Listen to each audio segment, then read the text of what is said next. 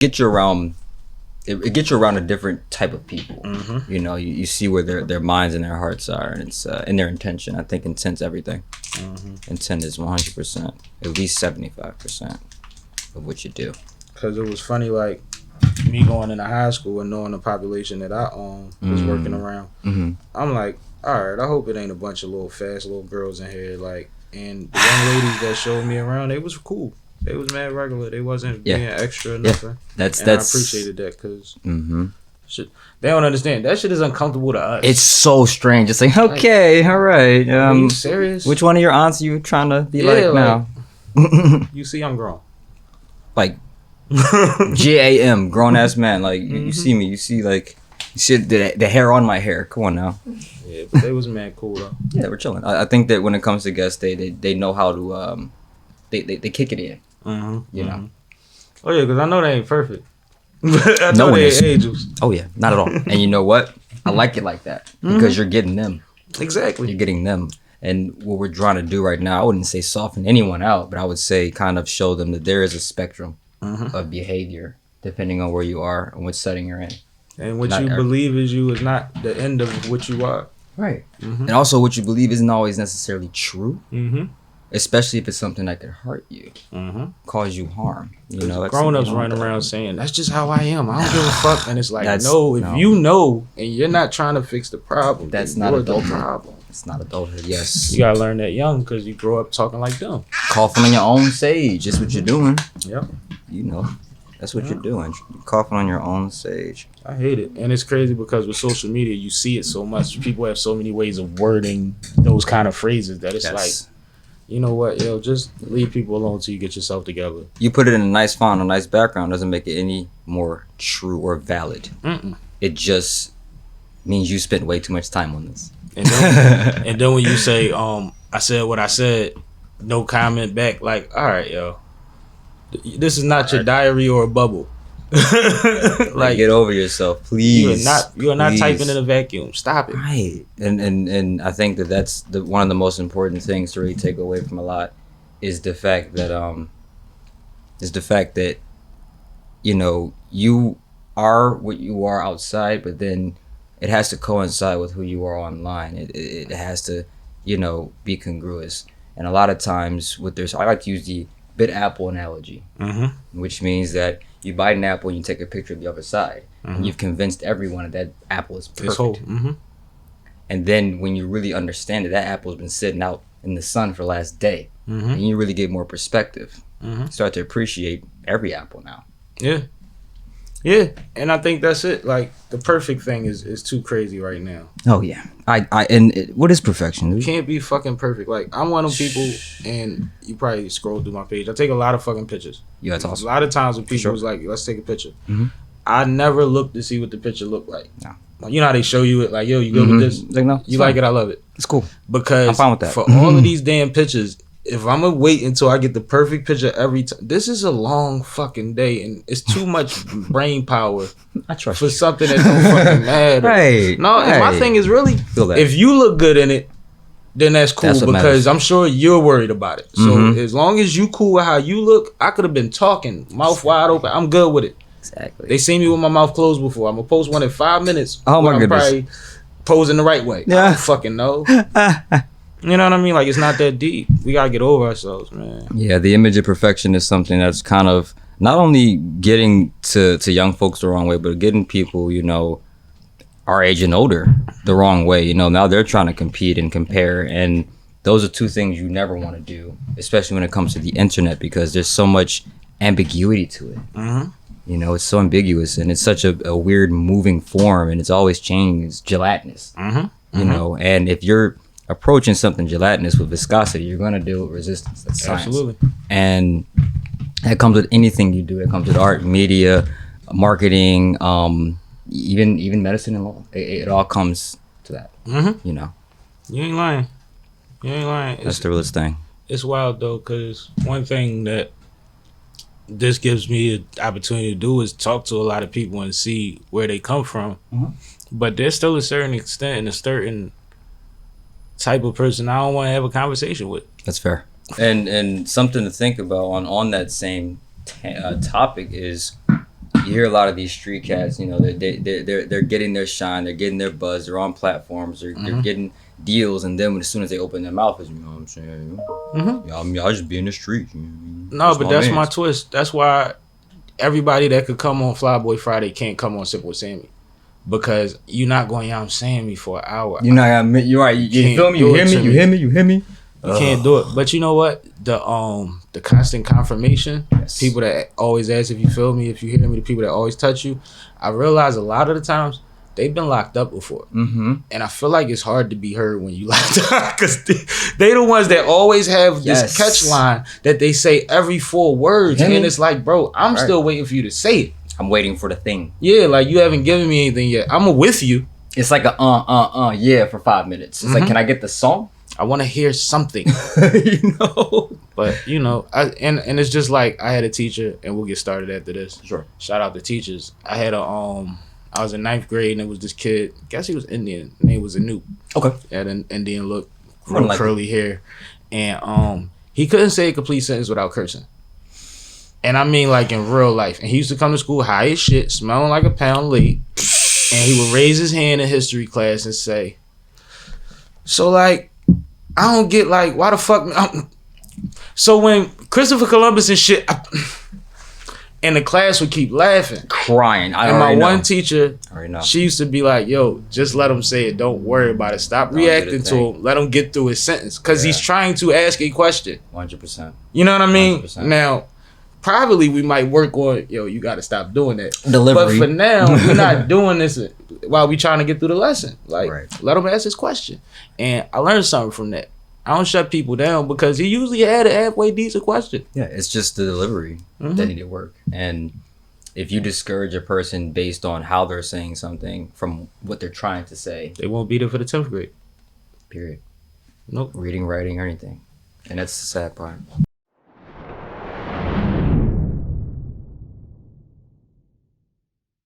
I'm sippin', I'm sippin', I'm sippin', I'm sippin', I'm sippin', I'm sippin', I'm sippin', I'm sippin'. Sippin', I'm sippin', I'm sippin', I'm sippin', I'm sippin', I'm sippin', I'm sippin', I'm sippin'. This is Sippin' with Sammie. I am Sippin' with Sammie, Sam Malone, Barstool, Rug. If you ain't sippin' with Sammie, you ain't sippin' right. Please get your fucking life together, man. It's almost 2023 and you going through the whole year without having a shot with Sammie.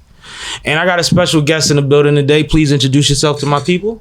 My name is Rain. My stage name is Totem Aquila. But we will keep it at Rain for today. All right. Well, we definitely got to figure out where Totem Aquila comes from. Oh, yeah. And then we can go back. For sure. So give me a little bit of knowledge on that.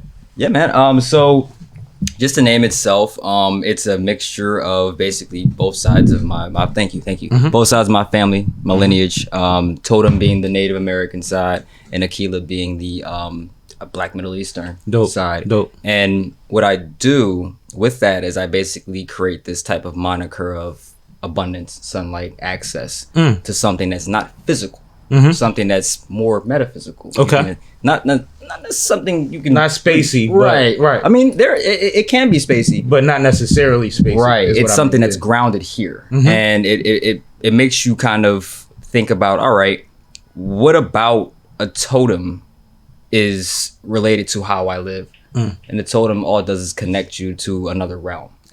And so that's why I chose Totem Aquila. Because I thought, cause I met you at your workplace. Thank you. So I didn't meet you as an artist. I met you as a professional. Yes. And when I went and I saw that was your name, I said, I actually like it, but I have no idea what it means. You know what I'm saying? Like, I thought it was cool. And I wasn't saying Aquila. I think I was thinking Totem Aquila. Yeah, you're right. Okay, you're right. And I was like, it got like and it sounds like an artist. It sounds like awesome. A lot of different genres fit under that. You see what I'm saying? So I was like, that's kind of cool. But I was definitely interested. Thank you. In the origins of that. That's dope. That's dope. That, I like man. it. At least you have a reason behind it. Yeah, it's not. I didn't random name generate it or kind of ask my hey man, what should I be called, bro? Like no, it didn't go like that. It was conversations with my family, talking to my father, my mother, my other elders, my cousins, my brothers. Shout out to them. They also do music. They're called Swale. Dope. And it kind of just formed. It came to be. Word. So we'll start at how we met. Sure. Today I had the opportunity to stand in front of a group of young adults. They're teenagers, high school students, and I walked in. I met you on a tour. Yes. And then found out that I was assigned to your classroom. Yes. So I was on your turf, and I appreciate you for your assistance. He made sure I had computer right, speakers right, whatever I needed, and I really didn't have that much planned out, but it added to what I was doing, so I appreciate that. Yeah, man. You know, sometimes just having the correct setting is enough to really get the people engaged. So, yeah. Absolutely, it's a big deal, and I just didn't know what my resources would be, and it was something that I actually found out about last night. Yeah, there's a story behind that. There's actually a story behind that we'll get into later, but definitely a big shout out for you to come pretty much last minute. So I appreciate that, man. We all do. Sure. But I see and even the young lady, I think her name was Ashley or Amber. Ashley, I think it was Ashley. Ashley, yes, student. One of the things that she said when she introduced, said he's the coolest teacher here. He's one of the nice ones. Like, he really gets it, and I think that I'm somebody that likes to salute teachers and coaches, especially on my platforms, a lot, because y'all deal with the masses of our community. Thank you. On a daily basis, and to have that influence and that effect. And she introduced me to a lot of teachers. Yes. Said that about you. So I want to salute wasn't you paid, for that. like I said. I did not pay her. No, that's dope though. But that's a beautiful thing, man. Yeah, and we go into these environments because I've worked amongst kids. I've never been a teacher. Right. I guess to a certain extent, in some ways, yes, but not officially a teacher. And we never know how we're going to be received. We're monolithic. Right. They look at us one way, and whenever you present yourself in a different light, it's confusing to them. You have to kind of bring them back to center. Listen, I know, I get it, but I'm human, right? And I'm respecting you as a human. You got it. So that you don't have to be monolithic. 100%. No, that's dope though. Yeah, because like I was saying, we don't know how it's going to be taken, but we know that kids could spot a fake coming a mile away. They only gotta get 2 sentences to give you 2 questions, and they know where to put you at, and you remain there unless you do something spectacular. The mouth of babes, man. Speak no lies. That's real. Unless they're trying to get something out of you. But like, yeah, for the most part, when it comes to a person's energy and a person's vibe, they're not going to lie about that. They're going to be 100% honest. So they have no reason to, and they a lot of them have seen a lot of bad out of people that were supposed to be responsible. Exactly. So they don't owe you anything until you earn it. Right. You know, and I respect that about it because that's what it is. I want to meet them on an equal level. Like I started, I said, sophomores and juniors, we can have a conversation. Yes, I don't have to stand up here and lecture y'all for 20 minutes straight. That's crazy. Right. They don't even live through that anymore. That was our time, and I'm older than you. No, real talk. I swear, guys, he's older than me. I'm not kidding. You look younger than me. No, I don't. But what made you get into teaching though? Oh man, so after high school, there's a program called City Years, an AmeriCorps program, and I was fortunate enough to be chosen to do that right after high school.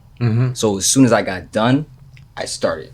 They gave y'all the free Tums and stuff when you was on there? Yeah, they kind of lose their novelty if you wear them every day for a year. I know. But it ain't no get an extra pair to hold at the top. Nope.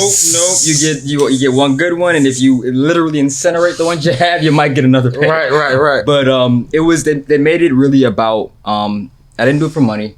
I did it because, and at the time I was also working for Apple part time, so it was really about the money. Right.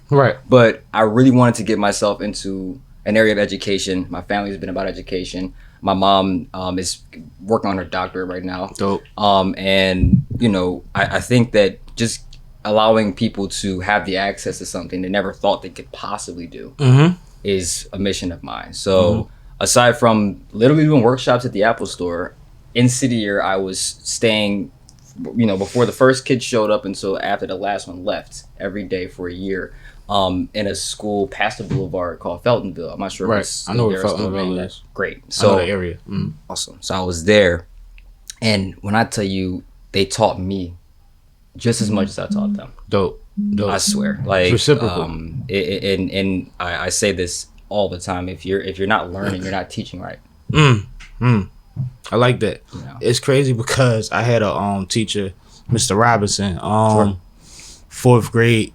He taught us. He was a musician. He sang and he played keyboard and piano, and choked up. He was he took time one day, a lot of times just to point out little things about music to us. But one time he taught us how to recognize music. Yes. How to break a beat apart. What sounds do you hear in that? Stems. What instrument is that? Yeah. And in 4th grade, that sparked something in me. I didn't learn how to count bars yet. Oh, right. But I learned how to identify what I was listening to on a deeper level than the average person at my age was doing it. And I was starting to rap around 12 years old. You already had it going, man. So it was one of those things where it was like, I'm always remember him because when it was time for music conversation, he would get serious. Right. You know what I mean? And I was like, and even till this day, he's still, of course, in the church, but he's putting out albums and stuff. Yeah. You know what I mean? But you strike me as that kind of teacher. You strike me as the Mr. Robinson type, the young, cool guy that gets it.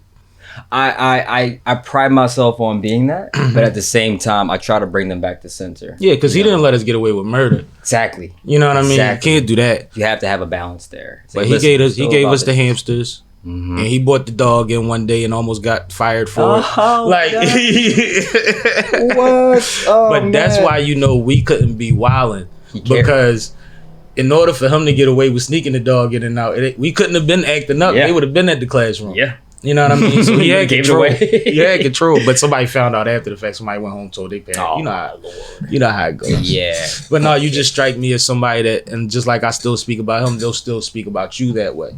And that's a blessing. That's awesome. And who knows how many people was talking about Mr. Robinson's impact, and that's going to be talking about yours. So that's dope. Just the thought of that is humbling. Mm-hmm. It is. I'll be completely transparent. I didn't have the best relationship with school. Mm-hmm. And many brothers don't. Mm-hmm. And so for me to be there and kind of say to them, not only is finishing school possible, you can also be a part of one. Mm-hmm. It doesn't have to be this thing it's not designed against you. When you get to a point where you don't feel supported, you're going to feel like everything there is designed to make you fail. And it's just like anything else. If I get frustrated with something, I hate everything about it. Listen. You can't sneeze around me if I'm not feeling you. Period. Don't even breathe my air. Like, gone, get. No, but I just wanted to say I think that's dope. Now, when it comes to, you do programming? Yes, so I teach coding, programming, game design, and I assist and teach 3D modeling because I'm still learning it myself. Wow. So basically, today's media, a lot of today's CG, they're working on like Unreal Engine 4.27, Unreal Engine 5, using Blender, using other CAD software, Adobe Suites, like the software OBS Studio, they're working on that too. It's access, man. It's access. Yeah, we didn't have all that access. We did not. We didn't have all that access. Did not. I'm low key jealous. Like, this is great for them. Yeah, I was happy to see it though. Honestly, I was really happy to see it. We hear a lot about the schools that are lacking in the city, and to have a school that has enough resources to turn rooms into efficient spaces dedicated to this one thing that other schools don't even offer. Labs. Lab for lab. And it's like, it's a beautiful space because we don't all learn the same. We don't all have the same interest. Exactly. And sometimes when somebody's in their bag, you can send them to their lab and they can go relax and get themselves together. I also will go and say that the room that I occupy has also become a safe haven for a lot of students who just don't feel at it. Any subject, even if you just want to come work in some quiet, it's a good place to come and just reset. A couple rooms like that in the building, but I've been told that that's what the kids use it for. And it's necessary though, because the schools haven't caught up to the needs of these children. There's a lot of children dealing with a lot. Yes. And they need time to meditate. They need someone to talk to. And if we don't have enough, then at least we can have a space that they could work it out. And I tap them on the show. You all right? Yeah. What do you think? A yoga room isn't like bullshit. Excuse me. A yoga room isn't bullshit. Like, it's something necessary. A quiet space, a safe space room is necessary because think about what these kids are bombarded with daily on a constant, hourly basis. Have no idea what they wake up to sometimes. You don't know. All you know is what happens to them when they walk in and before they walk out. And you try to be real and also protective of them. Yes. Yeah. That's what locum parentis is what it's called. You're teaching me. Yeah. Locum parentis basically says that you are their guardian until their guardian's there. Absolutely. And so I take that seriously. Even if you're outside the school. If you're about to get into another student, no, come here. Talk to you real quick.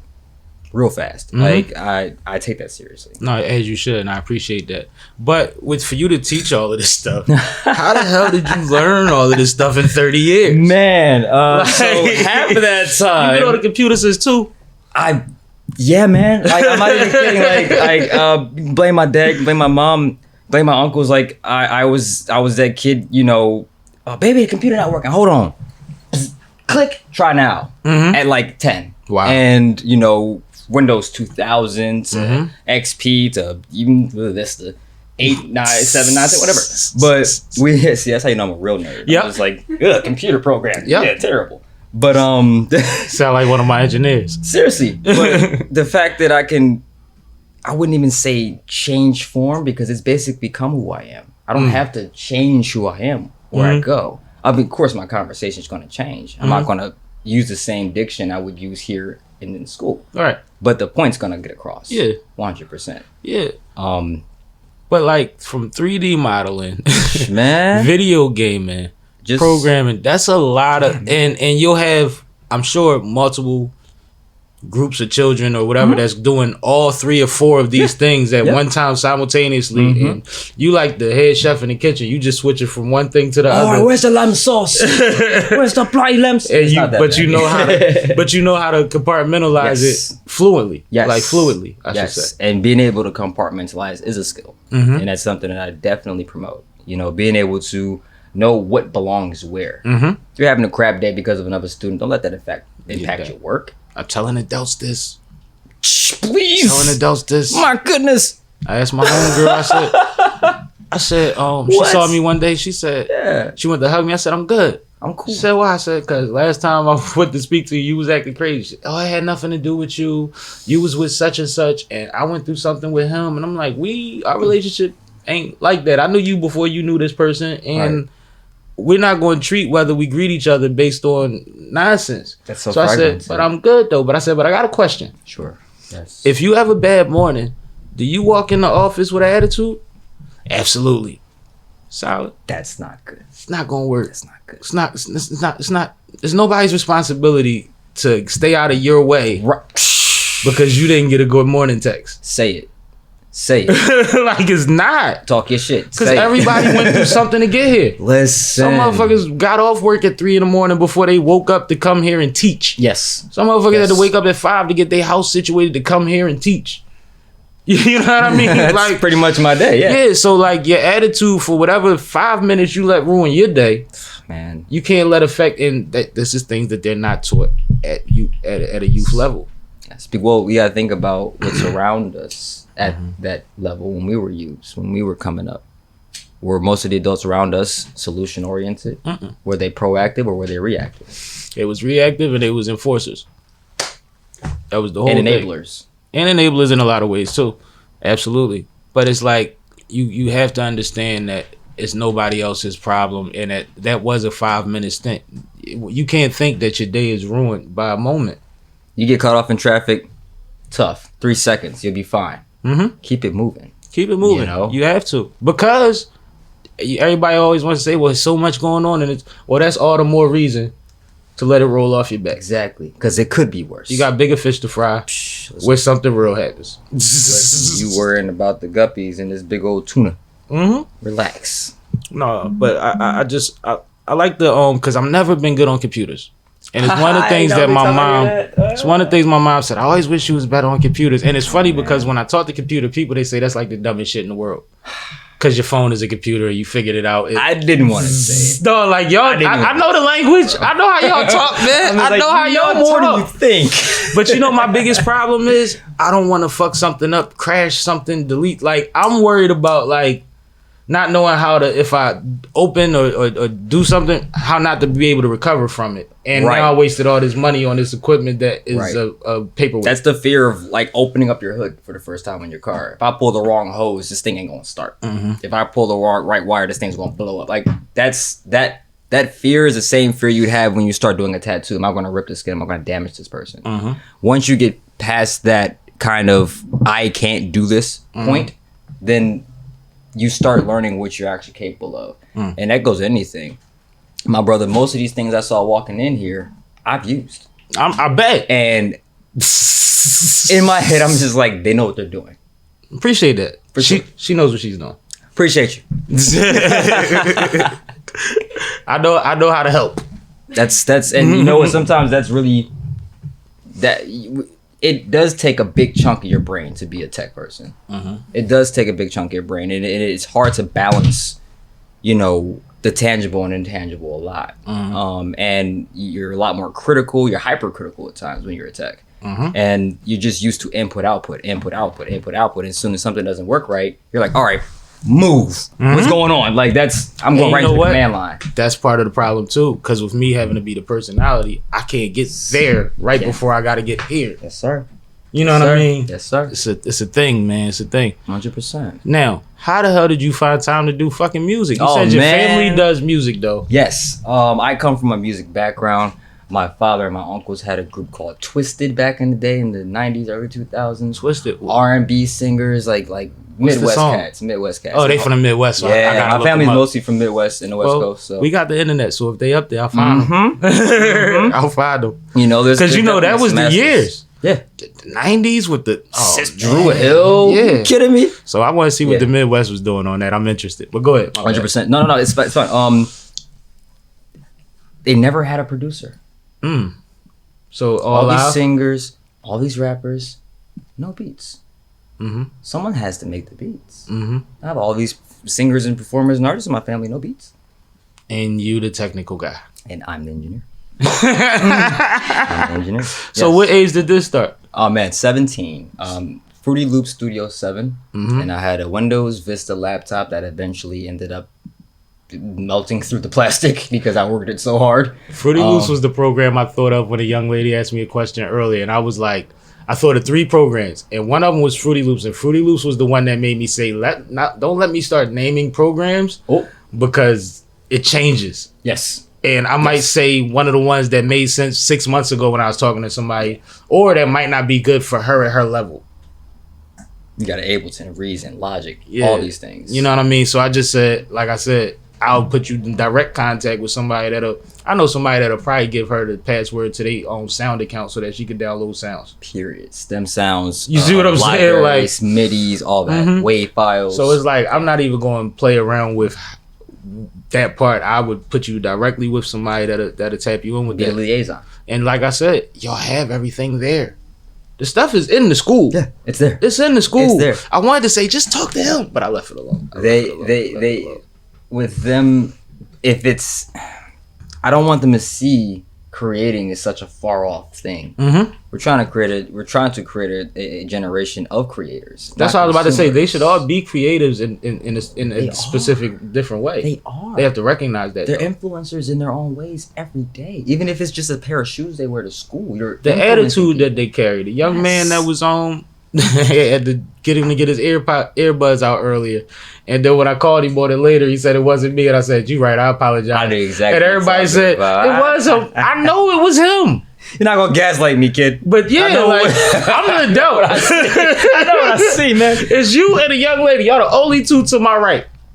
You think I would watch a room? 40 damn near. When I tell you they're swell kids, they're great to talk to, they're great conversation, you already know that. No, yeah, absolutely. I had a great time. But so you started producing for the family. I started producing honestly for myself. And here's the story behind this. I'm a huge nerd. Anime, games, movies, Star Wars, comics, you name it, I've been a part of it in some way. Now, whenever I listen to like a radio song, I'm like, man, okay, it's a song, lyrics, beat, what do you want? But when you're listening to a score, when you're playing a game and the song fits everything that's happening, and somehow it goes to another situation and it works again, that fascinated me to the point where I was like, you know what? Try something out real quick. I was big into movie making, and I still am. I love film production. Dope. But I took a step back and I said, let me work on audio for a bit. I'll still dabble with film. I like to use Premiere, After Effects, things like that. I'll still even do a couple of things on my phone. But I think that when I started really just messing around with FL Studio, trying different things on Apple, I started to hear it take form. It would be something random. Boom, boom. Change this level, turn that down here, make this key different, and next thing you know, I have a melody. Throw some drums on it.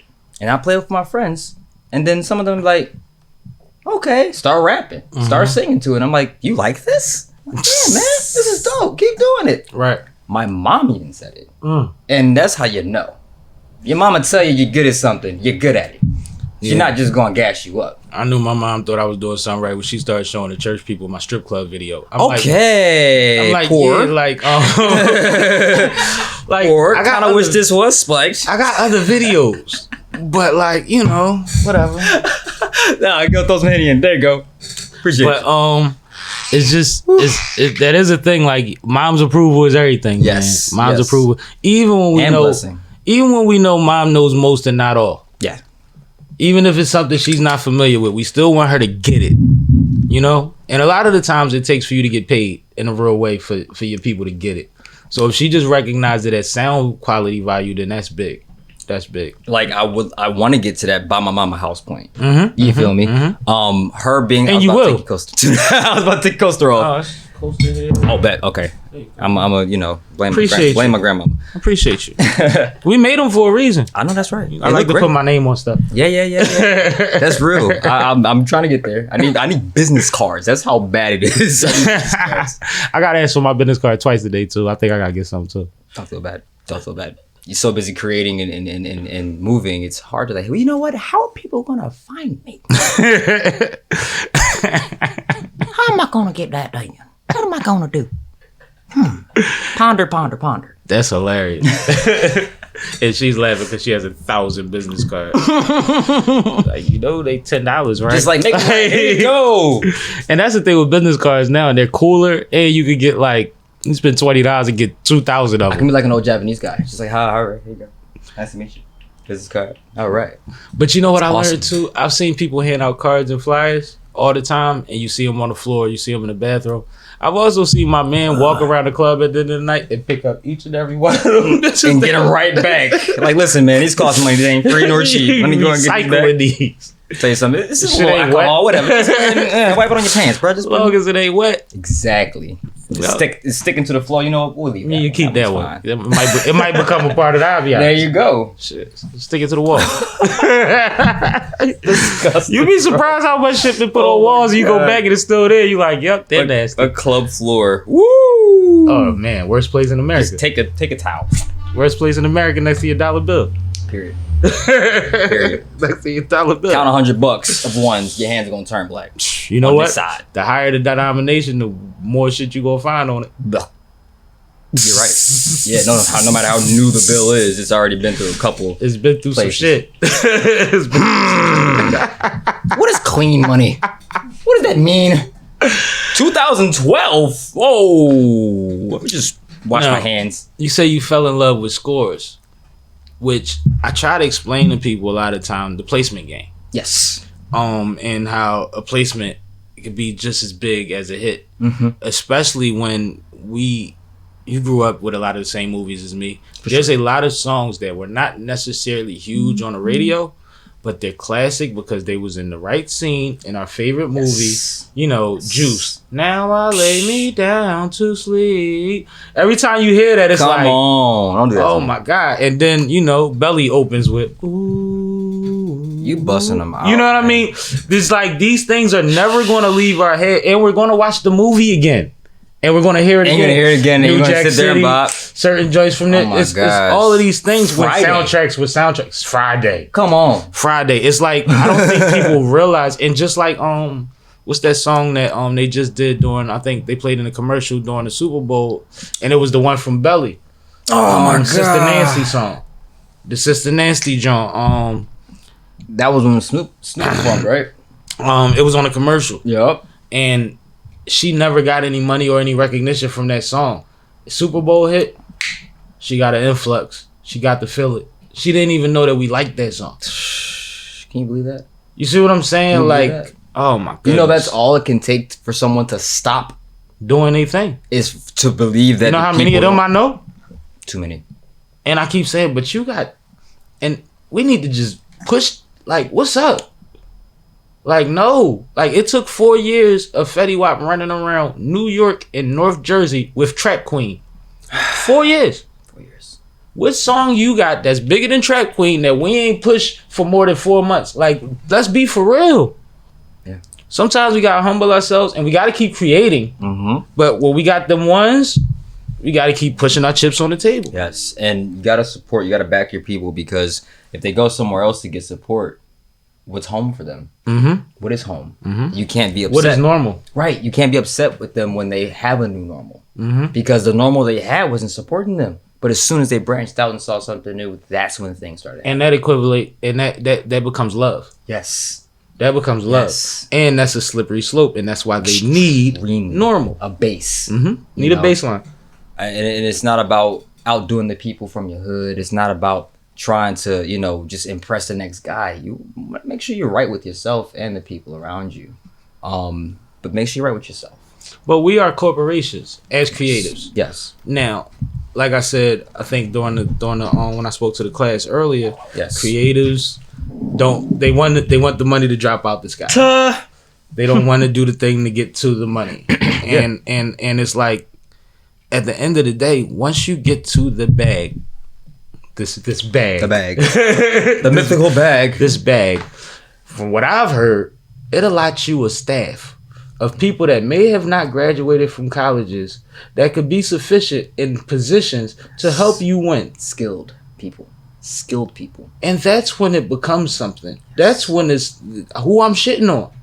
We rolling, and hopefully his daughter eats a little better. His mom is a little more comfortable. Yes. His girlfriend is more happy with him coming out with us so much to handle business. Yes. Just things that help. Like when I hear youngins say, you've heard this a million times. Why not? I'm trying to tell my homies, like, we gotta start a movement, but they bullshitting.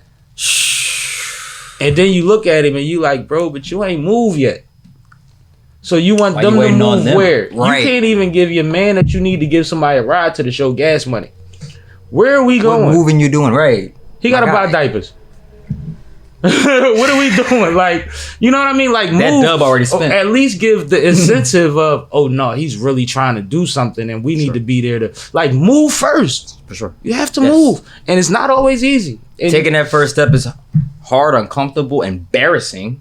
You're gonna Sometimes. be put out front, Mhm. and some aren't built, but most can be built. But it's like sports. If you played basketball, you thought you was the man in your neighborhood till you got to high school or college and realized it was dogs out there, or till you went to AAU and realized there's a 5'6" dude that's jumping higher than you. That dude was at Yeah. 6'2". Like, you got to get out there, but that didn't make you not nice. It made you work harder. It made you aware. It made you say, you know what? I had some dope songs when I got on stage, but I seen what people was reacting to. I need some stuff that I can perform. Yes. I need some stuff that soon as it hit, the people is with me, regardless if they care about me or not. So now I have the intention of finding this kind of production, finding this kind of engineer, finding this kind of energy or whatever have you, without faking it. It's about knowing who you are. So you learn, Yeah. but you have to do it. Like, your homies can't even see anything until you do it. We can sit on the block and listen to your song in front of 10 people. Yeah. I'll follow you to the club and listen to your song in front of 5 people. I don't mind being there, All right. but I want you to be doing more than just, yo, tonight I got this out of the blue. Let's put some work in. Yeah. I had a homie that had a smash. Great project. Woke us up in the morning. Yo, we out. We going to South Street. We going to such and such. We going to such and such. We handing out CDs. His label, whatever, they was cool with it. We just giving them out. We gonna hand out a certain amount. We cool. They not the whole joint, but we got it. We got samplers. I'm like, cool. We with it. Whatever. Where we meeting at? Met up. Got down South Street, and me and my man is handing out CDs, and he's posted up or hollering at chicks with a handful of CDs. Nigga, this your music. You gotta promote yourself. This is man. your music. You know That's how rough. you know the energy when you like, I'm a little hungry, but Yeah. you can go a little bit harder for a little while long before. Yeah. Now I'm about to take a break, and I mean a break. I'm about to go back to the hood, and you about to call me when you ready to run around for real.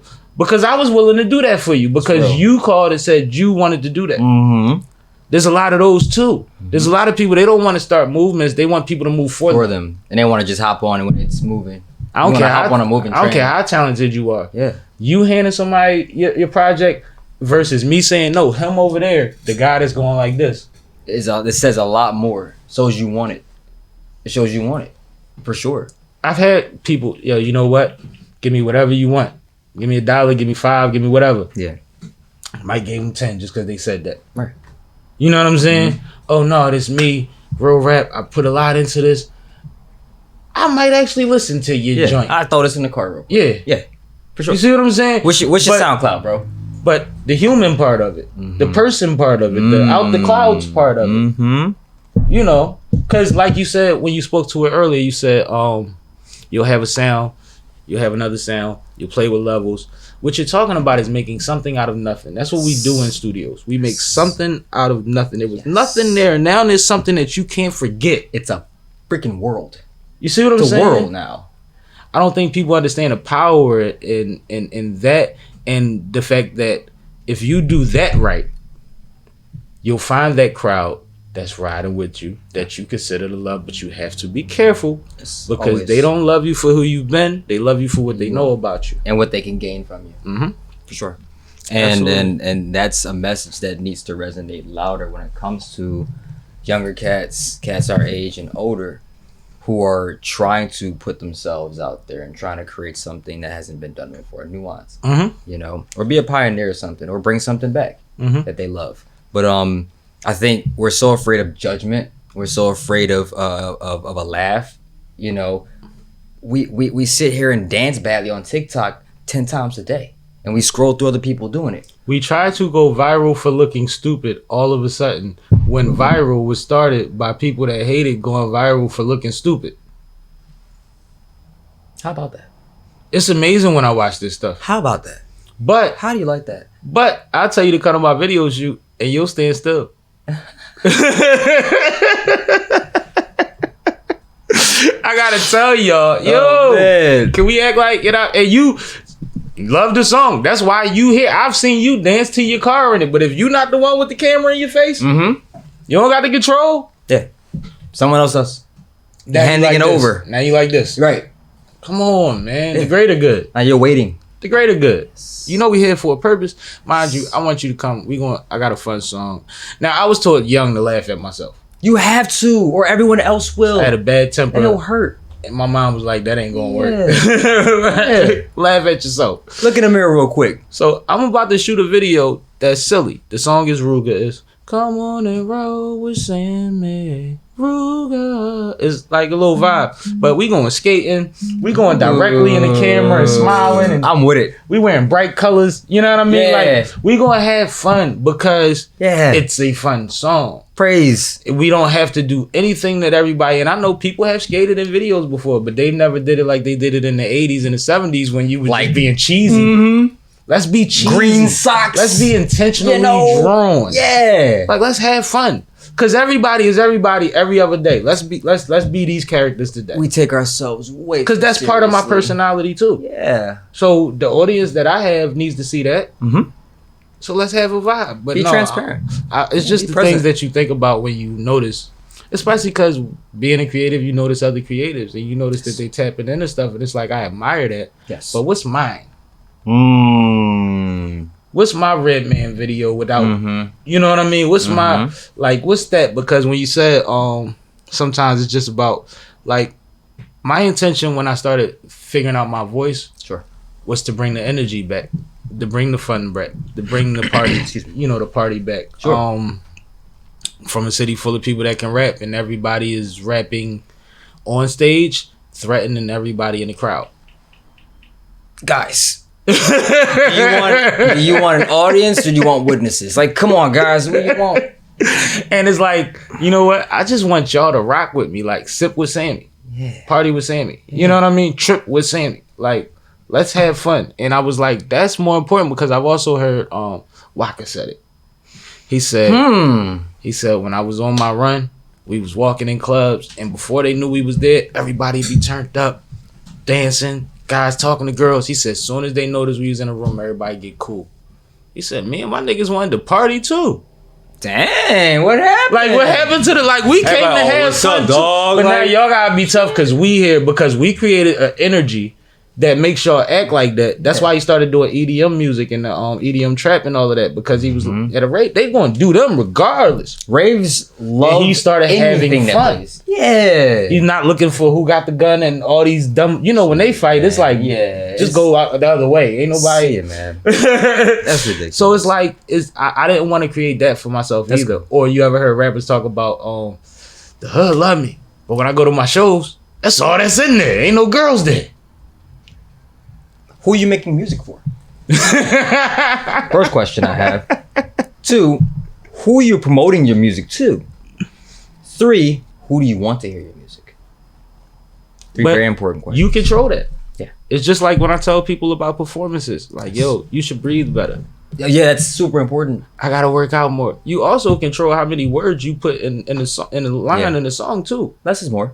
You pick your breathing spot. You don't have to be a Bone Thug, but like, you can talk your talk. You control that, and then you'll see a light bulb go off in their head. Like, oh shit, I do control my breath. Couple artists I love: E40, Larry June, both California rappers, and their styles are completely different. Absolutely. E40 is like Mach 1. Larry June's like and you can rock with both of them. And you got Dom Kennedy that goes slow and speeds up and goes slow again. I like Dom a lot. Got Schoolboy Q who changes his tone. Yeah, Schoolboy is a character. Yes, he is. He knows how to go into character. He knows how to portray a vibe. It's just like similar to what I pretty much do is like I've stood on so many couches that I could make as many club songs as y'all want. And I'm talking about everything from raves to festivals to the hood and the house and Dollar House to all the way on the 3rd floor and the VIP behind the VIP. Like I've been in all these environments. Awesome, you want me to just recap a night? Like legit. Like, you really want to go down there? You really want to go down the rabbit hole? Like we could do this all day, but that's why when I hear a EDM record, I can rock to it. When I hear I've done dembo and reggaeton before. I got 2 of them with 2 kids out of Yonkers. Drum hall, reggaeton. You know what I mean? And it's a vibe. Yes. It's an energy. And I said, you know what? I like what they do over there. Yeah. It's positivity. you know you're gonna be embraced. You don't have to worry about getting shot. Best audience in the world, bro. You perform for them. When you say jump, they're up in the air. Their hands are up. Bro, I'm not lying, bro. And they stated. That was like, that was like, you know how like the DMX in front of 100,000 people, and it's like it was like God at that moment. When when you from Philly and you go somewhere else and the whole room does what you tell them, it feels God-like because we from the home of killed that. That's a good joint. That's decent. I like that. Yo, fuck that joint up, bro. That was a good joint. Tell you like, yo, I'm gonna show my mans. That's my new favorite song. But me, I'm such a fool. You go up and this my joint. Oh, this my shit. You'd have thought that they was playing it all over the place already when I react to it. Right. You're like, what? Because it's in the car. Because it's equal to me. It's equal to me. You're not any less than the person that they've heard already. Say it again. They just ain't heard the song yet. Say it again. You see what I'm saying? It doesn't make you less because you're not on. You're an artist. And you're a local artist. You should be able to get the support from your community. And your race is your race. Your timing is your timing. Yeah. I've seen people angry about other people getting on at certain points. Why? Feeling like they put in so much work that it was their turn first. And then when I seen what happened to those people that they were envious of, you didn't want that opportunity. And then when I see the position that they wound up in, your timing was your timing. Because on the first regard, you weren't willing to do what they did. And you ain't want what they got. And you didn't want what they got. Trust me. You didn't know that, but you weren't even savvy enough to know at the time that what they had wasn't much. You just thought they had something. You were being spared because which was great. What was for you was greater than that. You were from a distance. They actually was just the ones to show you that it could be done, and you didn't know that. Right. That was all. You didn't know that. But it's levels to that. You come to the same projects and keep getting artists. These contracts is going to have to start looking different after a while. For sure. Because everybody's talking to each other. Yeah, man. Yeah. At least, even if it's not the guy who's under contract, the other guys is like, yo, you know they did him dirty, right? It's like, he cool, but that Act Legend all he really got. That car is his. I just talked to the tow truck. He's on his way. I want to put that in the garage. His mom still work with my cousin, bro. Like legit, like at the shop now. Come on, cut it out. He still, listen. You know, I think it's understanding though. Yeah. Now, when it comes to your family, how do you know specifically where all y'all from? Y'all just got man. Listen,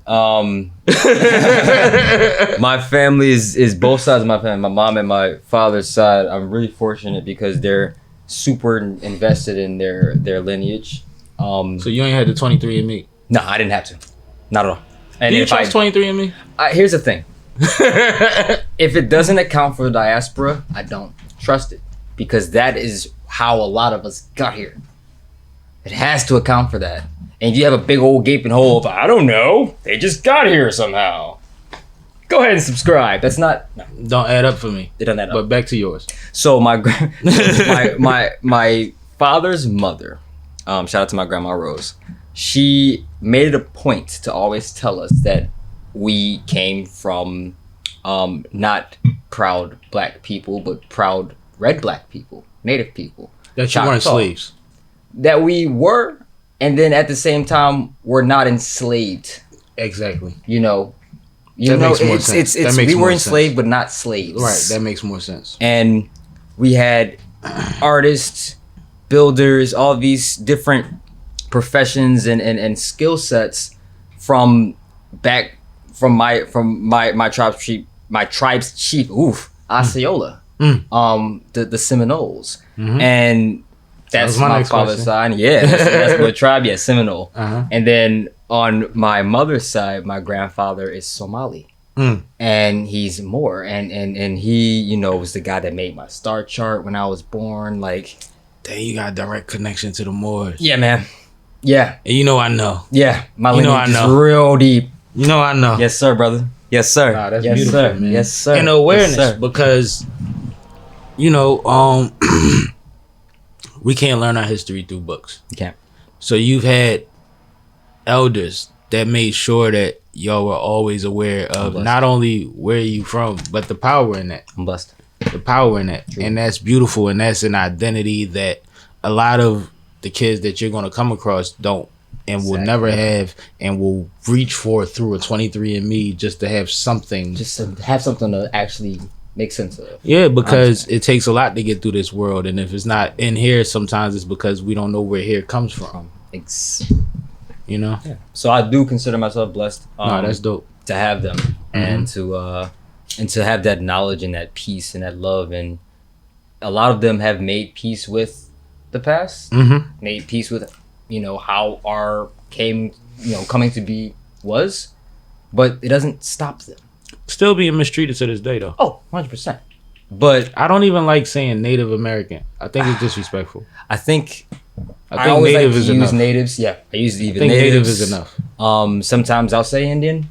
If I'm talking to another Native. But I fully agree, because there's such a huge ass to that horse. Yeah, there was so much before this was that. Yeah. So how am I equated with that when we were all of this before that? Similar to anybody who dates back to the civilizations in Africa and the dynasties in Africa, and it's like when you pay attention to all right, so you just gonna narrow me down to basically a slave.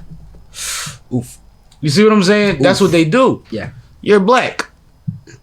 Knowing that more than half of us was already out this motherfucker. But y'all did some fuck shit. and to the winner goes the spoils, and they write the history books. Yeah. So that's why I said having elders. I always remember one of my coaches telling me that that Biggie was refreshing, and he was so impactful because he gave you the vocal tone, the pitch, the energy of one of the elders in the tribe that only spoke when drums was playing. Period. You I know what I couldn't mean? have said it better. Like, that's and, amazing. And he told us that, when Biggie was out, I was young. But that's it was amazing. Like, for him to say that, I kind of got it because I had a lot of information, more so than probably a lot of my peers did. And I was like, you know what? that makes sense because he's a storyteller. He's one of the greatest storytellers we ever had since Slick Rick. And it's like, it's a reason why these stories work so well. It's because they're told by the right person, the right tone, the right understanding of what they're delivering. Right. I can't read that the way that I can feel that. What, Super Nintendo, Sega Genesis, when I was dead broke, man, I couldn't Picture this. It's just so... That spoke to me. It's playing so, mine. When they made, You know? shout out to Nuts because that's my guy. When they made Making the Band and they was like, Puff was like, y'all don't know this song? Do you know that this is the ultimate Bible of hip hop? Do you hear what he's saying? And I'm like, it was such a dope song. I didn't realize it, but now that you mention it, it is. It's huge.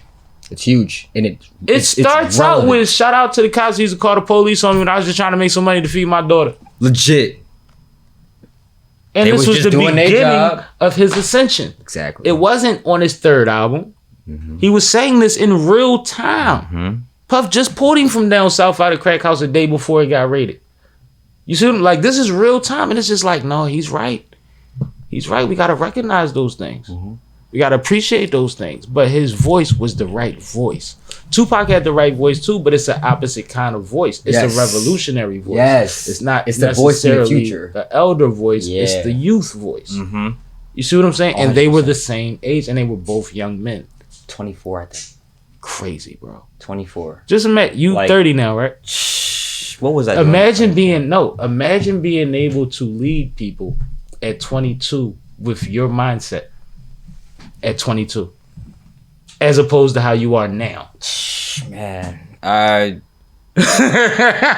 would not have called myself a leader, but I appreciate the thought. But this is what I'm saying. Like the pressure, the appeal, the effect, the funeral being a whole damn, you know what I mean, section of the city. Like, do you understand? It was huge impact. Huge impact. When I was 22, you know what my biggest problems was. I can imagine. Who coming home? What we drinking? You feel me? Did I do my schoolwork yet? Now who? What? I don't speak English. Right? Like, I mean, come on, man. Like, we don't care. These dudes was really telling people and teaching people, and they're the people we still go back to at 40 to make reference. 50. Just think about artist-wise. Yeah, artists have an impact. The guys that came up with them are still referring to the things that they said as babies. Jeez, that's art though. That's immortal art. That's a legacy. Mm-hmm. That's something that will never die. But that's when it's perfect. That's when everything comes together right. It's synergy. Circle. Because like I said, Puff, of course, said, you know what we could do with this, and he put it in the right box. Mm-hmm. But that voice, that stature, that energy, that presence, being black, Beligity black, and proud of that, Beligity black, and proud of that. Woo! Black and ugly as ever. However, you know how much that however did for big niggas in the hood? Niggas in the hood was like, you know what? He right. However, I'm out here, man. Stop playing with me, yo. Get me some fries. Stop playing. You know what I'm saying? Like, wow. I don't think that's people realize. We talking about they died 23, 24. These albums came out when they was 20, 21, 20. They weren't even able to see the impact that they left yet.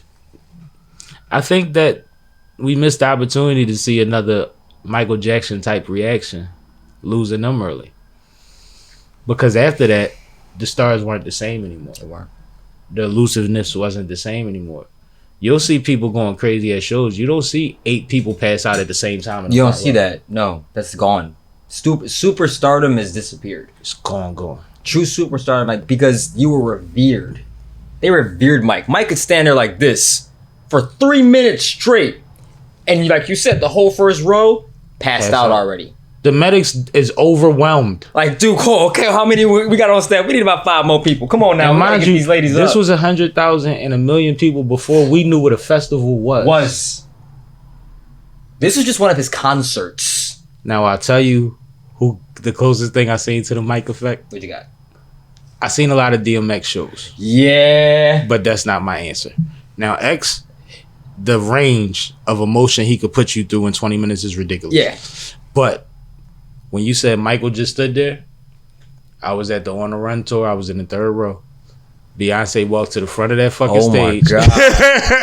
Not And she on went the like run, dude. She went like this. You know, all she did was just stand there and Then she went like this. and turned a little bit, right? Then she went like this. Then she went like this. I'm talking about 10 minutes of this shit, and it's not calming down, because as soon as she knows she counts to 5 or 10, whatever she was counting to with her head, revive the action again. Like, she just kept turning them up with, bro. I'm like, I don't even know if she catching her breath or playing with y'all. But that's power. Wow. That's influence. That's superstar. Like, it exists. Oh, man. But I'm in the third row. I ain't see nobody passing out. How about that? Saw a couple people crying. Oh yeah, the tears is gonna Yeah, flow. but I ain't see the mic True effect. unconsciousness. But the closest thing I seen, and like I've been in MC Hammer shows, closest shit to the stage, like so young that they had to walk me around the arena because I was getting sick from the bass. Like, because it was that, and it's 100 people on stage. Wow. Puff learned his stage style from Hammer. True. Hammer used to have a whole circus, all people flipping, and all them people from Oakland that he had on. Motherfuckers used to have jobs on stage. I did not know that. That's something. That'll be out. That'll give you some. That'll give you some Perspective. for sure. Mm-hmm. Perspective is the word. Yeah, man. That's the word of the day. Perspective is the word of the day, guys. But it's funny because since you were so young with a musical family, I was always at a certain point able to enjoy a show just as a show. Yeah. When I got more into the technical side, now I'm technically watching shows. Unless I have to force myself to take myself out of that mindset because I want to capture this moment in real time, mentally. But like, I'm watching the tricks. I'm watching that's how you, okay, I see what you did there. Like, I'm catching it because I'm behind the curtain too. 100%. Yeah. Your whole life had to feel like that. It did. And then at the same time, well, I didn't grow up around my family the entire time. Okay. My first introduction in Philadelphia, I was like 8 or 9. My mom and I moved here because she wanted to, she wanted both of us to get another chance because sometimes, the Midwest, Cleveland, Ohio, isn't the most conducive place. Right. So we end up here, and I'm young. This is Southwest Philly. And she's basically like doing her thing. She's doing Red Cross work. She's doing teen health advocacy. It's awesome. And all I'm doing is just growing up, playing GameCube. You know what I'm saying? Like, but she might have bought you at the right time. What's this, 01, 99? This was, it had to be between 99 and 01. Yeah, 99, for 01, sure. so we're around. Just age-wise, we know by the time you 11, 12, 13, we know the mentality, right?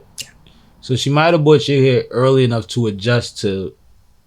my mind was already gone. Yeah. It was already somewhere else. Yeah. And I think that my body finally caught up. Because once I got here as a kid, things started to kind of look different. Obviously, it's going to look different. But things started to look different, if that makes any sense. I mean, I'm listening. Life became not so monotone. Life became Dolby Digital. 5.1 with a darn sound bar. Is that more options? Yeah, more options. In your head? More, yeah, that's a new soundscape. That's a new type of air. That's a new smell of exhaust. That's a new sound coming from restaurants. That's Latin music. That's Asian music. That's in Southwest for sure. You got a melting pot. That's baby music. New York. Yeah. and that really showed me that a lot of good African and Nigerian cuisine down there. Woo. No, I know about that area. I know about that area. Yeah, man.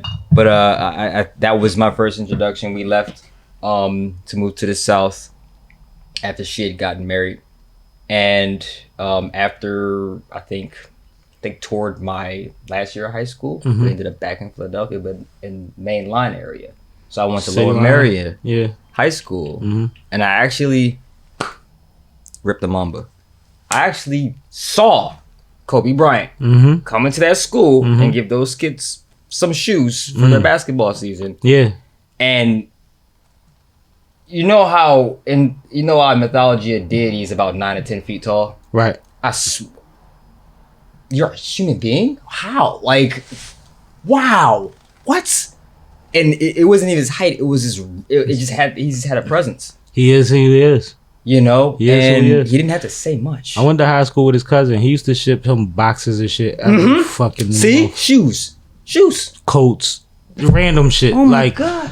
the big ass coat that the football coaches wore on the sideline. He had a Adidas joint, like just because. Because that's amazing, man. That's so cool. Shout out to John, man.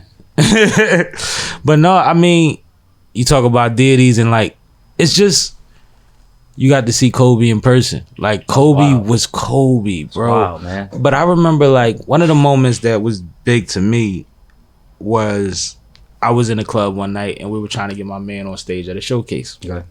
Shout out to Trizzy the Mouth, my guy. He was hosting. Nice name. Trizzy the Mouth decided that he EST was in the building. If you know who EST is, it's a Larry Lair show. So these are legends. You know what I mean? Okay. So he's like, What did he do? EST was a hip hop legend back in the day. EST, the magnificent one. No, I'm saying, what did your man do? alive? So he said, yo, I know your man. He told the DJ, which is our young boy that we book for events. Okay. He's too young to get in a club at the time. He's like 19, so he loves us. So he like, yo, I know your man next, but I'm about to rap real quick. And he like, no, my man next. Talking about my homie. Yeah. And he like, no, whatever. So they start going back and forth. Oh, So he shuts off the microphone and he starts playing all his drops. So, you know, the DJ has the advantage at this time. So EST walks to the stage, him and Larry Lair. And I'm in this DJ booth because we protected the DJ. And, you know, you talking to the DJ right before you go on stage. Yeah. Anyway, so that's where we was at. Got to. Love Trizzy to death, by the way. But what happens is EST, Larry starts talking. He's like, no, it's cool. You know, we're going to let them go. EST said, hold on, let me say something while I'm up here, man. He said, yo, bro, you good. You doing your thing tonight? We going back to the loft after this. You coming with us. He said, but let me tell the people while I'm here tonight. He said, I came all the way to Philly from Miami, not just to visit. He said, Larry, I came to get you. You going to come with me to Miami and get some of this family money. I know that's right. Because at the time, EST was ghostwriting or making references for Beyonce. And we can get into which songs because it's neither here nor there. Full circle moment. But yeah. right now, I'm down there getting it for scatting or something, and you could come in here with me. Jeez. But bro, just like, you see your reaction to that? That was my reaction because it's like, ain't that a nigga biggest dream in the world to go back and tell your homie, yo, we about to go get this family money, bro. But he's still at home doing a greater good for the people in the city? That's hard as no. I was there for that, bro. That's amazing. That's amazing. I was there for that. And that was just one of those things that just stuck out. And it was like, yo, that's what we work for. That's so cool. And we never know which one is going to get the opportunity to be the one that say, yo, come on. But if you remember the energy that the city used to have on the artist scene, it was all each one teach one and pull each other up. That's how we got all of the soul pocket that we had, that we ran for so long. Philly was known for some of the best R&B sound on the planet. And they all hung out at the 5 spot. They all hung out at they all knew each other. Yeah. They was getting their shit off You on each knew other they every did. night. You knew they did. It was swapping and swipping and switching and all this with each other. All Hey type man, of what's going energy. on, bro? Yeah. If you want to talk about sharing energy, imagine them rooms. And then the hip hop cats that'd come through and slide down on them. Just, you know, the vibe and the Maliks and the, man, listen. Come on, bro. Come on, man. Like, do you, like. I'm just seeing this in my head. Like, I'm actually setting this and putting myself there. No, because our legacy is real and we've been Golly, real man. forever in Philly. Like, Bro. as far as Philly goes, as far as whenever black people got involved in music, Yeah. we was there. Yeah. Yeah. We was there. Yeah. Whenever they started accepting our shit, we was there. Philly was a part of that shit. Yeah. And we've never lost the grasp of it. We just never had the big buildings. Philly is a force. And I feel that at times, and I've talked to my friends about this, I feel that at times there is this kind of, there's this marginalization that happens. And then at the same time, it's kind of like, There's also an arrogance. there is. But We a it's not, motherfucker. it's a pseudo arrogance. And I'll say why it's a pseudo arrogance, because true arrogance doesn't look like Philadelphia. Philadelphia looks like you don't really know what's here if you stare at it And if you look at certain people, you won't know what they got. I remember one time I was going to Center City. I was like 19, and I'd been here for a good bit at that point. You know, I've seen pretty much everything here, and I just couldn't fathom for the life of me why these folks from other countries that I would love to even get a darn ticket to are coming here and looking at our building and say, "Oh my God, look at that!" And we don't care about them. We go on class trips to them and don't look at nothing. All that shit. Who cares? I'm about to go get a cheesesteak. You know, it took me getting older to realize everything started here. They don't have that.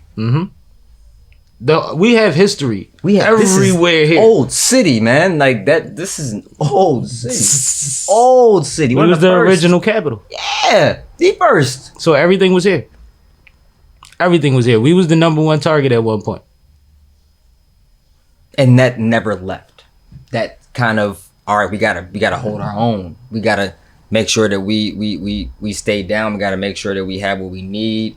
Kind of live in a bubble in a way. And our black and brown people's impacts on the movement was always evident here too.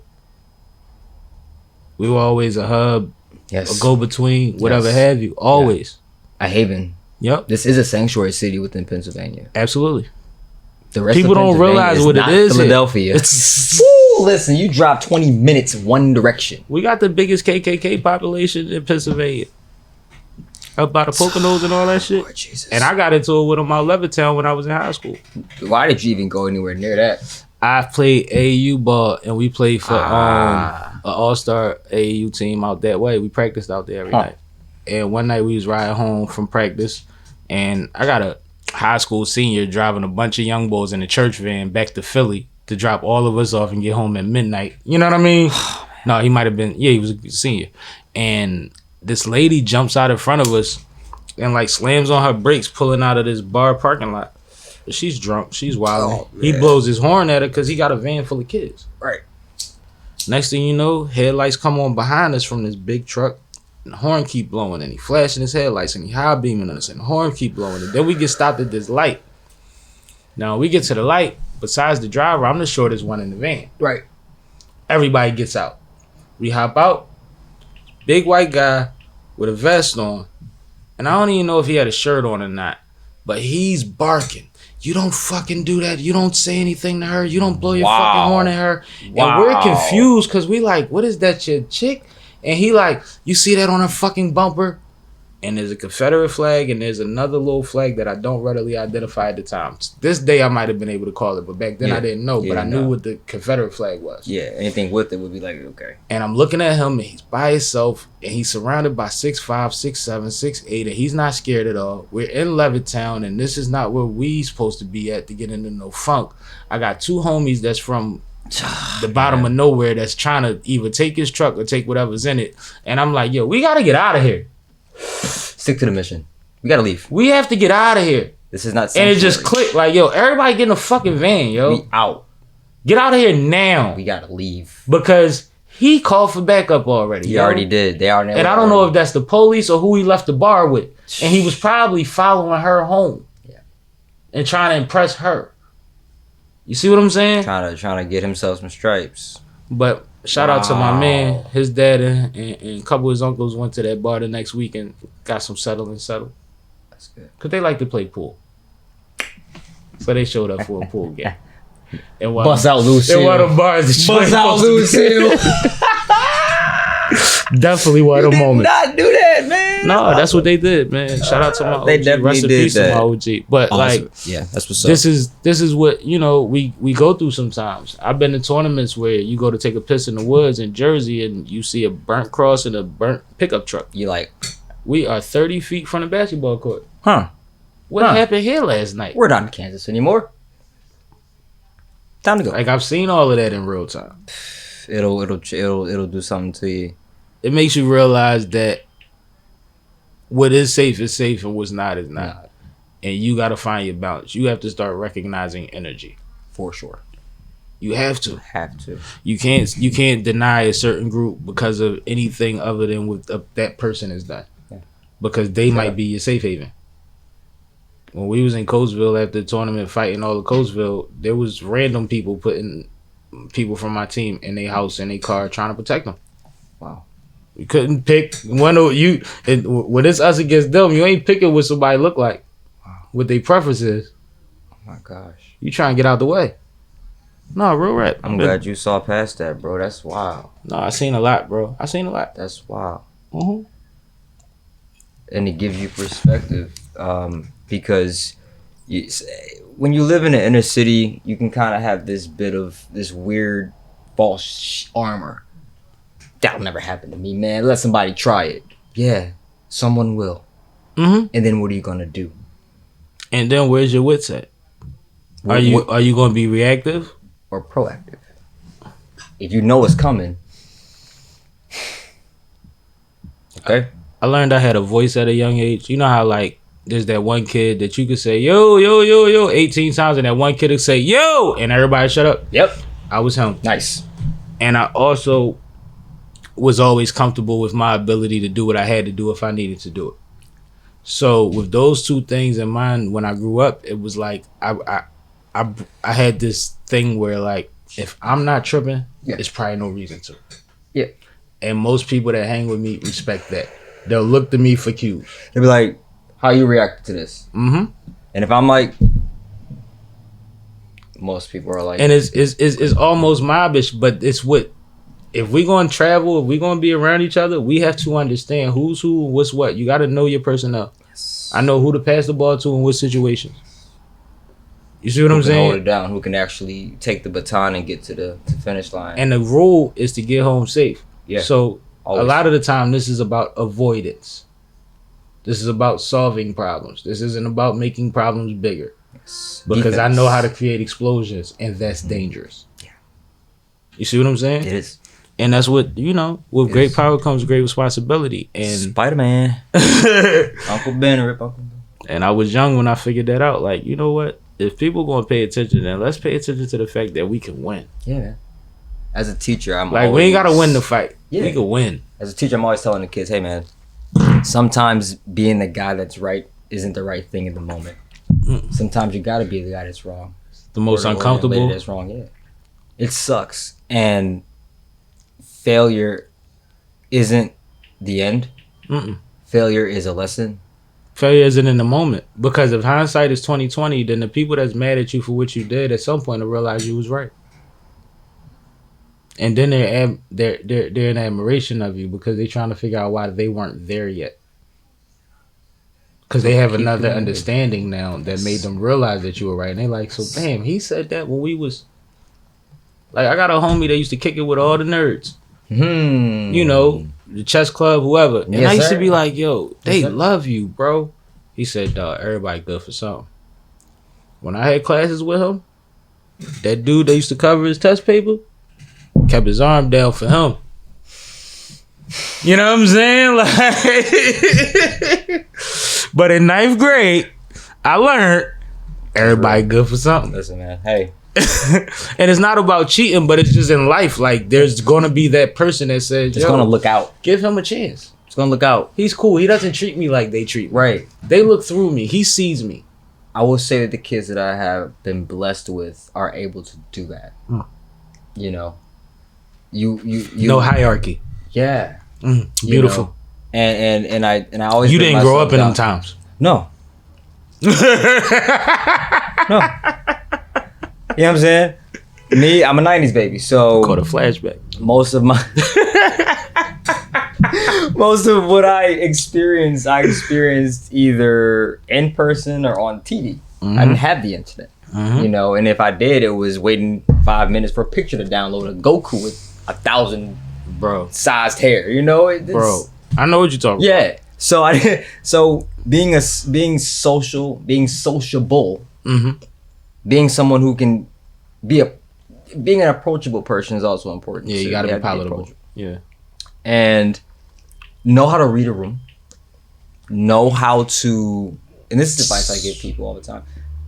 Know how to take the word no. Don't ask why they're saying no. Take the no and then ask yourself why they said no.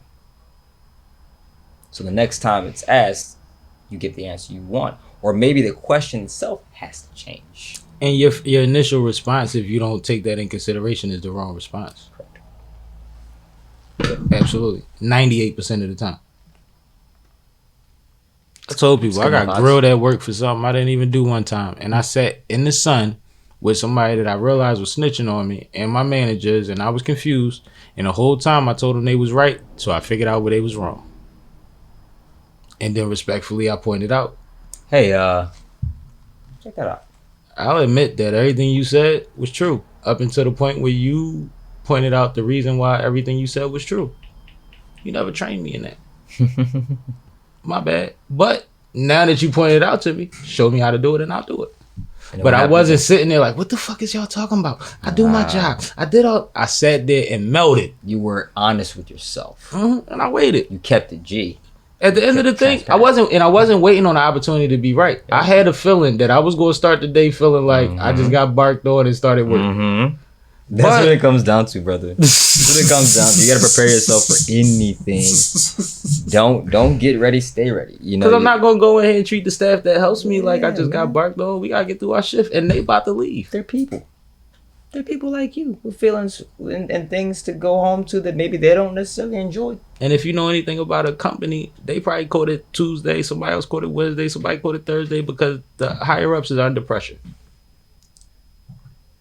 So we're going to weather the storm and we're going to do as good as we can do. Try to meet quota, try to make sure that they have enough stock or whatever type of supply. Yeah, got you, man. For sure. You know how it go. It's not all personal. No. It's not all personal. It's situational. And situations pass. Situations pass. I lost enough people to realize that anything short of that, I could figure out. I ain't figured out how to keep everybody that's close to me yet. Yeah. And sometimes I feel like that's not fair to the world. I feel like that's not fair to feel that you don't know how to. Because think about this, man. If you, and I've been through this too often. If you're so worried about what everyone thinks of you, you never have time to think about what you think of you. No, I'm talking about through loss. Like when I lose people to I'm so death. sorry. Oh, that's I'm so sorry. Oh, no, no. You good? Yeah, that right there. Listen, man. The walk and the progression, I'm cool with. I think it's just being present with the fact that, you know, as long as you think of them, they live. I'm good with that because I'm big on legacy. Yes. And I know how I feel about my grandfather and a lot of the younger guys that I lost and what they was able to do for me. Yes. You know what I mean? Just like I said about you being a young teacher, you've accomplished so much already that that's not even the whole picture. But you know how many you influence. You know what I mean? Like I said, damn your travels, that classroom, that building, that safe haven, that's super important. That's the one. We always remember that's the one. Quinta named the whole TV series after her favorite Could I tell you I teacher, love Abbott Elementary, man? Do you? Can I tell you I love that show? I love it Not too. a non-funny episode in the whole mix. Not a non-funny one. And one of my youngins was on there. My man's son was on there, a couple episodes of it. That's what's up, man. He's doing big things. I'll show you who he is. He's That's a dope young amazing. man. He's very talented. That's so cool. And then Quinta's a prime example of just being able to speak the right way when you need to speak in the right way and knowing what the right way is. Her and Issa. Issa Rae is out of because Issa did something very man. similar with Awkward Black Girl, with just being honest about what she felt. Yes. Like the awkwardness of because we're not a monolith. So let's hear her voice. And as soon as people heard her voice, they felt it. Just like I keep telling young artists all the time. Yeah. Put it out there. If it's quality and it's consistency in your head, put it out there. Because you know what? There's 1,000 to 1,000,000 people that feel just like you that ain't heard it yet. Nobody in Kid Cudi neighborhood knew he was going to be a rock star.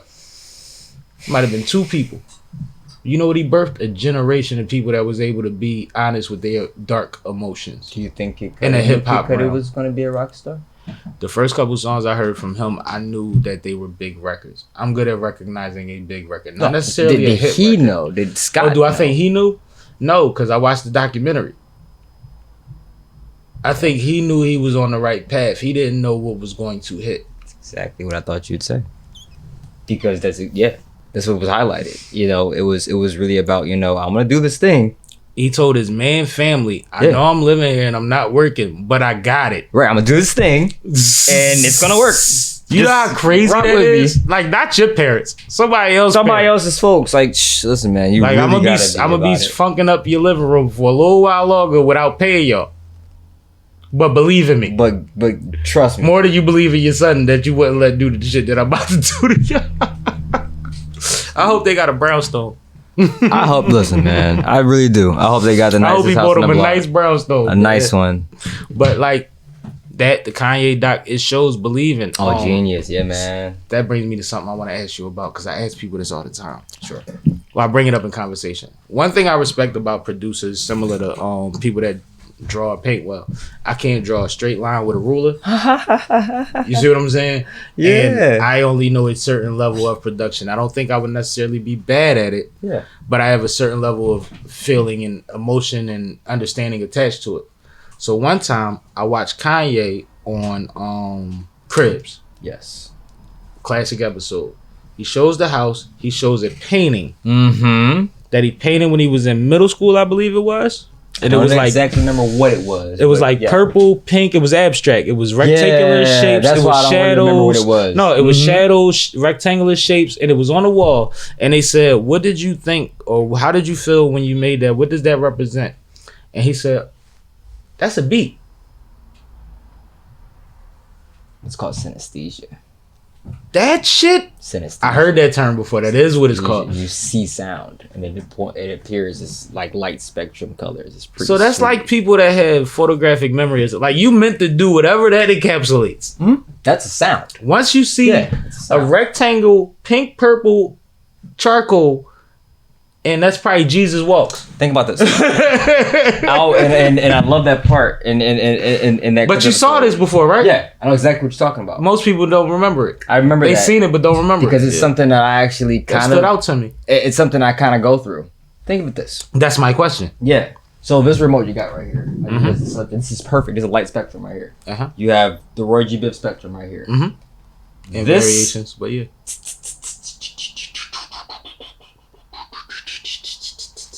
The highs are going to be the warmer tones are going to be your highs, and the more you go toward that blue, it's going to get deeper. So think of this as your bass, and this is your hi hat. Oh, I'm messing up your colors. You good? You ain't heard nothing. But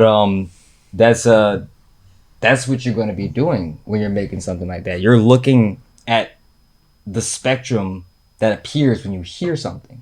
Wow. I think the term is synesthesia. No, it is synesthesia. You can Google it. It's something like synesthesia. And prove me wrong, and I would love that. No, I believe it's synesthesia. But that's exactly what he's talking about. Is that light spectrum, and every sound fits on that spectrum in a way. Even the shapes themselves. The more sharp shapes are hi-hats. Right? Right. The sharper shapes are hi-hats. The long bars of purple, bass. You know, the kind of mid squares going in the middle like that, that's your melody. That's your green. That's your He literally just described the painting though. Like, no bullshit. That makes more. And I keep asking people this shit, but you suffer from the same gift.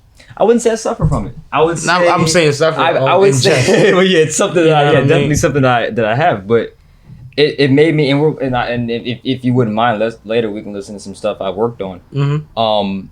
And you can kind of hear how I've really played with the spectrum, even with my voice, with the beat I use, the type of drum, the type of melody, the instrument I use for the melody. All those things make that painting. And see, since I don't do production, my instrumentation becomes the use of my vocal projection. Yeah, your voice is an instrument. Absolutely. Yeah, for sure. But it was one of those things where it's like, I had to realize that I don't sound like anyone, or I don't, you know what I mean, project like, but there's multiple ways to carry that. Yes.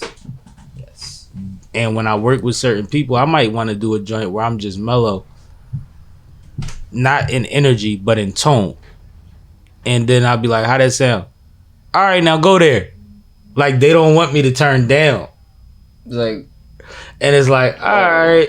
And most of the time, they're right. But sometimes it's like, no, just let me get this one right. Yeah. And because I'm trying to figure out the variations. My range, yeah. See where I can go. See where I can't. And see what I can work on. Because I want to get there. You know, I want to get there. I feel that. That makes sense. But you just broke that painting down to me in real time. I appreciate that because it has, like I said, ever since 4th grade, I've been interested in these kind of things, and it's like I didn't see no beat.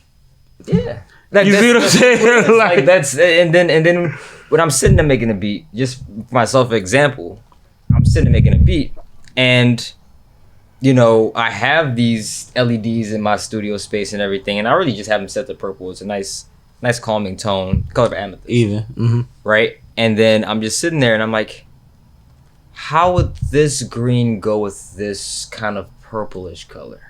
Right? As I'm sitting there going through the different sounds. And then I see it kind of get more deep purple. That's amazing. That's great. Nope, too dark. Lime green. Perfect. How about a sky blue? No. Royal blue. Right there. You know? And as I'm sitting there working, it's just like all of these colors are appearing on the screen, on this tablet, as I'm looking around the room. It's like little wisp of color. That's crazy. As I'm working. But you know what's funny? This conversation has confirmed exactly what I knew when I met you. When I first was introduced to you, I felt like you were open to me but weren't sure how to take me. The more I spoke, you understood that I wasn't surface, I believe.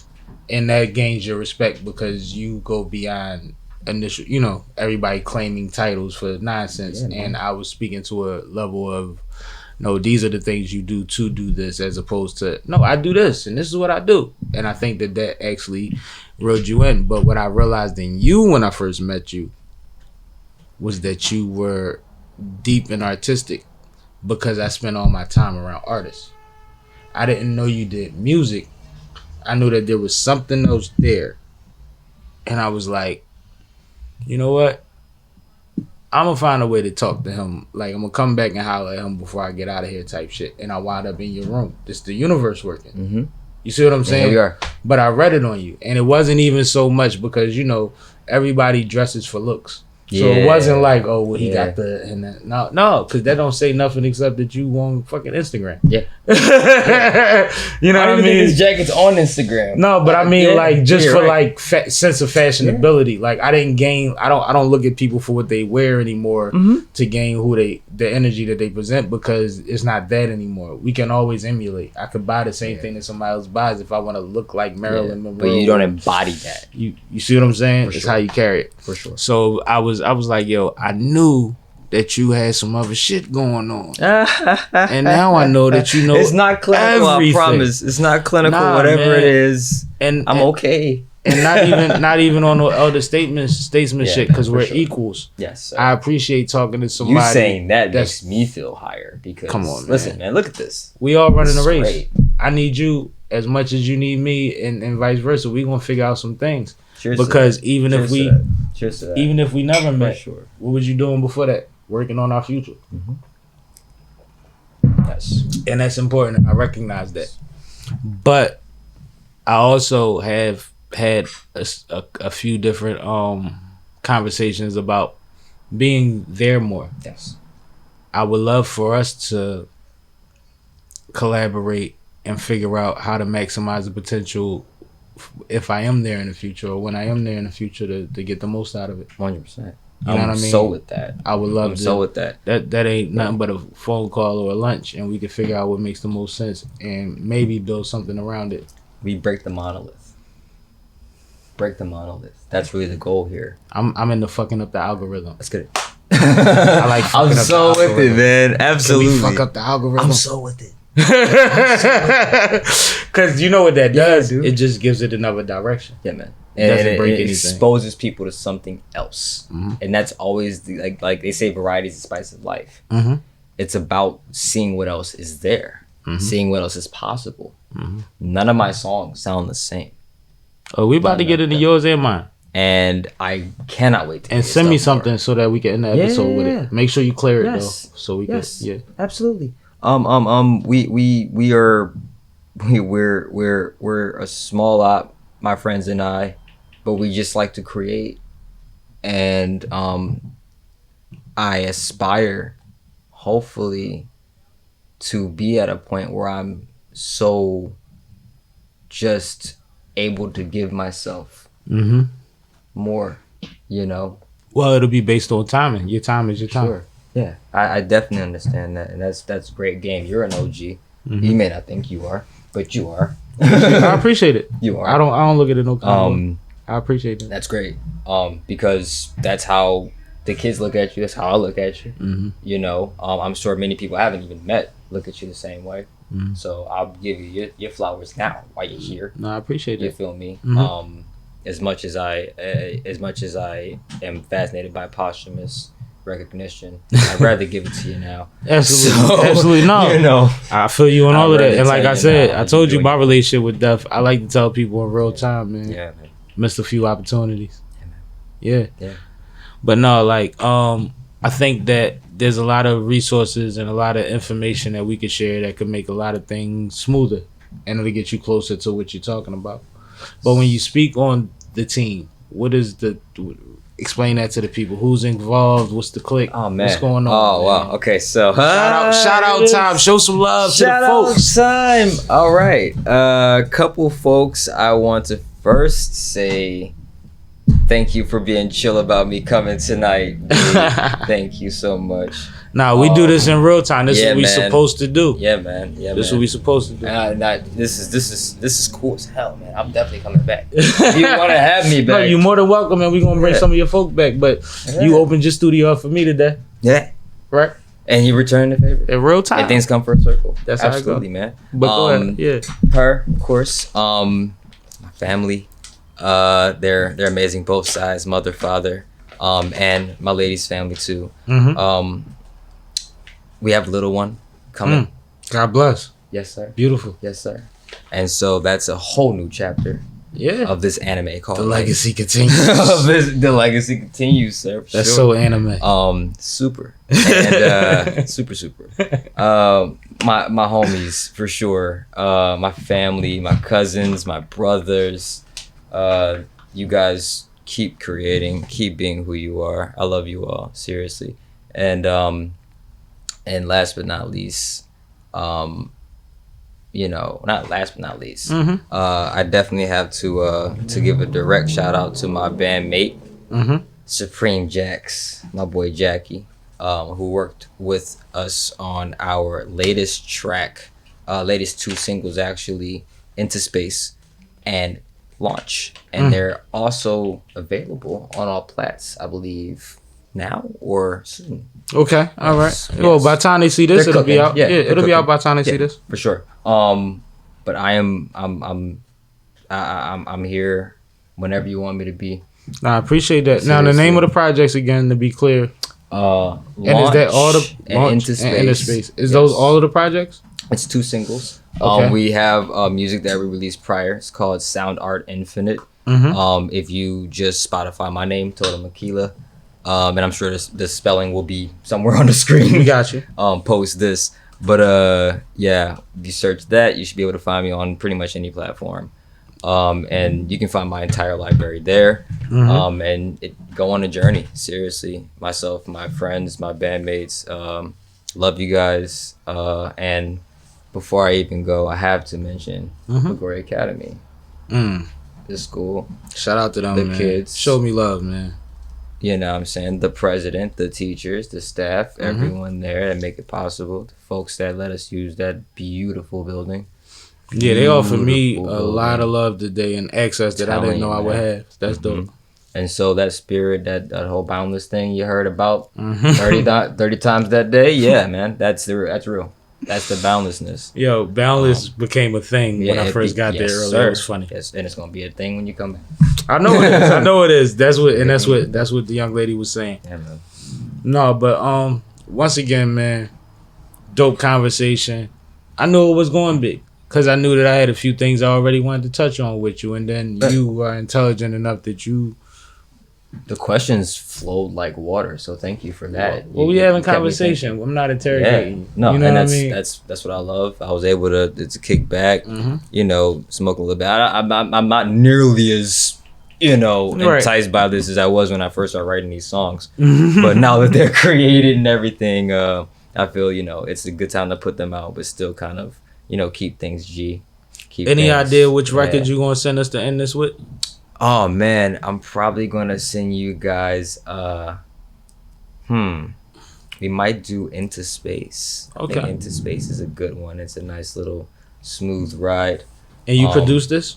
I produced it. My bandmate Supreme Jackson and I performed vocals on it. Mm-hmm. And I mixed and mastered it and everything, and distributed it on DistroKid, and he created the album art. Supreme Jackson did. Dope. So it's super collaborative on that. Yeah. That's dope. You gotta tag me in his situation too, Absolutely. man. I'd Absolutely. appreciate that. Absolutely. But nah, man, y'all see what it is, man. We dealing with the future that's working with the future as always. But this was a beautiful conversation. Tap in with my guy for sure, for sure. He has a lot of dope things going on, and he leads with love, and that's what we want to support always, always, always on this platform. But this is Sippin' with Sammie, Sam Malone, Barstool, Rug. If you ain't sipping with Sammie, you ain't sipping right. Please get your fucking life together. And we see you next Thursday, Fly Day, Sippin' with Sammie concert series out everywhere right now and beyond. Thank you. 6 packs. Check them out. In the space I go. In the space I go. Going on this draw. In the space I go. Into our space I go. In case you wanna know. In the space I go. In the space I go. Going on this draw. In the space I go. Into our space I go. In case you wanna know. Let's go ahead and get on a rocket ship, cause we finna rock this shit. This a slap, this a vibe, this that quantum shit. Just wait until it's bounty time, that shit mine. Keep on grinding, get it in due time. We don't fuck with no cocaine, we just like to throw dang. We just count the domain and play the game. What's going on with your bro, man? Bitch, I want the whole thing. All you niggas so lame, you sound the same. In the space I go. In the space I go. Going on this draw. In the space I go. Into our space I go. In case you wanna know. In the space I go. In the space I go. Going on this draw. In the space I go. Into our space I go. In case you wanna know. This shit is trippy, better stay in your lane. I'm riding around this spacecraft and still fucking around with them planes. Y'all niggas acting so tough, but me and mom's playing no games. I finally catch a bounty, catch your family some pain. Like who the fuck is your bro, nigga? I know you heard my bro, nigga. Ain't we taking this old nigga? Then in space I go, nigga. I'm blowing on to this dro, nigga. And you better get your hoe, nigga. Cause smoke I got plenty more, nigga. Gotta fuck up with the cosmic flow, nigga. Yeah. In the space I go. In the space I go. Going on this draw.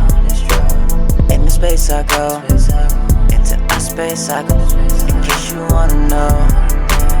In the space I go. In the space I go. Going on this draw. In the space I go. Into our space I go. In case you wanna know.